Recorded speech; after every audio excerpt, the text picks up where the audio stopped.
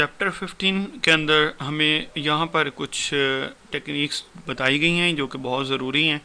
आप जब document production करें या डाटाबेस बनाएं या कुछ भी, तो फिर इन पे आप इवन के स्लाइड्स भी बनाएं, पेजेस बनाएं, कॉलम्स बनाएं, तो इन बातों को आपने अपने कीप इन माइंड, इसके अंदर आपने कोई गलती नहीं करनी होती। जैसे फॉर एग्जांपल लिखा हुआ है इमेज नॉट डिस्टॉर्टेड, कि इमेज जो है, जो आपकी सोर्स फाइल्स में आते हैं, वो इतने बड़े ना करें कि फटना शुरू हो जाए और प्रिंट ना निकले उसका।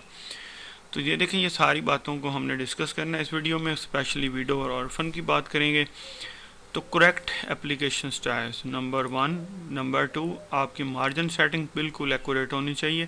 नॉर्मली क्या होता है कि मार्जिन पेपर में आता है 2 सेंटीमीटर करें या 1.25 सेंटीमीटर करें, आप इंचेस में कर बैठते हैं तो बड़े मार्जिन हो जाते हैं। इसी तरह इमेजेस प्लेस्ड एज पे, जहाँ पे इमेज बताई गई हैं वहीं पे लगाएं, आगे पीछे न करें।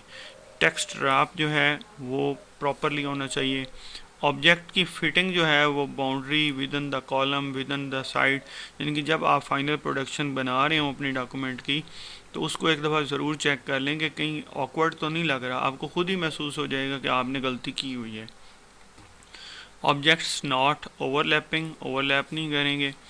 और उसके बाद no list bullets are numbered split over the 2 columns. अगर यहाँ पर 2 कॉलम्स बनाए गए हैं, लाइक फॉर एग्जांपल मैं यहाँ से 2 कॉलम ले लेता हूँ इतने एरिया को सिलेक्ट करने के बाद, तो यहाँ पर मैंने for example bullets and numbering लगाई हुई है यहाँ पे करके, तो वो ये ना हो कि 2 बुलेट्स इधर शो हो रही हो और तीसरी बुलेट अगले कॉलम पे जा रही हो, मतलब वो बुलेट्स जो हैं वो एक ही हमारे कॉलम के अंदर वो आ रही हूँ, स्प्लिट ना करके दूसरे पे ना जा रही हूँ।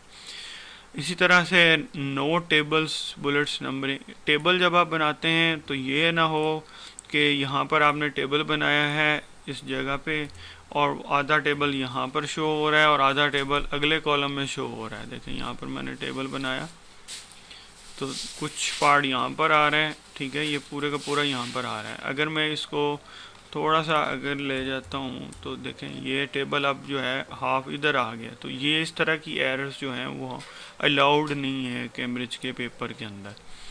टेबल एक ही जगह पे होना चाहिए, अगर वो कॉलम में है या पेज के अंदर है तो दूसरे पेज पे भी नहीं जाना चाहिए। No blank columns, no blank pages, no blank slides, बिल्कुल नो ब्लैंक अलाउड नहीं है। नो विडो और ऑर्फन। अब ये विडो और ऑर्फन क्या है वो मैं समझाने लगा हूँ आपको। एक तो पैराग्राफ जब भी वर्ड ओपन करें, पैराग्राफ की प्रॉपर्टीज़ में चले जाएं, यहाँ पे आपको ये विडो ऑर्फन वाला चेक जो है पैजिनेशन के अंदर ये ऑन होना चाहिए, ठीक है, इसको ऑफ नहीं करना आपने, ये ऑन होना चाहिए, ये ऑटोमेटिकली भी कंट्रोल करता है। अब देखें ये जो वीडियोस प्रोवाइडेड वाला ये सेंटेंस है, ये बेसिकली किसके साथ लिंक करता है, इस नीचे वाले के साथ। ये भी ऑर्फन हो रहा है और ये भी जो है उसके साथ लिंक नहीं कर रहा। तो हम क्या, अब देखें ये सबसे आखिर से नहीं देखना आपने, अगर एंड वाले को देखेंगे तो शुरू वाले को फिर दोबारा सेट करना पड़ेगा। तो अगर पेज 2 से 3 पेजेस का क्योंकि आपका होता है तो फर्स्ट पेज से यहाँ से शुरू में जाके एंटर कर दें। अगर 1 या 2 एंटर करेंगे तो ये ऊपर वाले पेज के साथ लिंक्ड हो गया और ये अगले पेज पे खुद चला गया। इसी तरह से यहाँ पर 2 हमारे पास आ रही हैं लाइनें, तो इसको भी अगले पेज पे ले गए और यहाँ से भी इसी तरह से 2 लाइंस आ रही हैं, इसको नेक्स्ट पेज पे हम मूव कर देते हैं। इस तरह से नेक्स्ट पेज पे मूव करके आप क्या है, ये वाला जो प्रॉब्लम होता है उसको मैनुअली रिमूव करते हैं और ये हमारा पार्ट होता है प्रूफिंग का, ठीक है। क्योंकि आपको क्वेश्चन आ रहा होता है कि आप प्रूफिंग करें, स्पेलिंग एंड ग्रामर चेक करें और फिर फाइल का प्रिंट दे दें। तो यहाँ पे अगर आपका नेक्स्ट कोई क्वेश्चन हो तो वो ज़रूर मेरे से पूछिएगा। उम्मीद है ये वीडियो आपको काफ़ी हेल्पफुल होगी। बहुत शुक्रिया, थैंक यू वेरी मच।